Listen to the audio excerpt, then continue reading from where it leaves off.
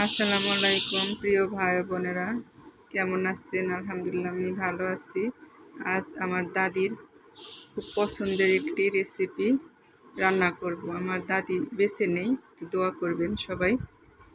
প্রথমে কড়াইতে সরিষার তেল দিয়ে দিলাম, পেঁয়াজ কুচি, চিংড়ি মাছ দিয়ে দিলাম, স্বাদ মতো লবণ, তারপর একটু পানি দিয়ে দিলাম, 1 চা চামচ হলুদের গুঁড়া, 1 চা চামচ মিক্সার মশলাগুলো, সব মশলা বানিয়েছি আমি, সেটা দিলাম। কয়েকটা কাঁচামরিচ ফালি দিয়ে দিলাম। ভালো করে মশলাটা কষিয়ে নেওয়া, সজনে ডাঁটাগুলি দিয়ে দিলাম।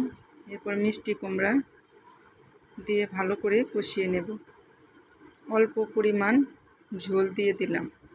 এই তো আমার রান্না কমপ্লিট, আমার ভাত রেডি। আর মিষ্টি কুমড়া, সজনে ডাঁটা, চিংড়ির চচ্চড়ি, মুরগির মাংস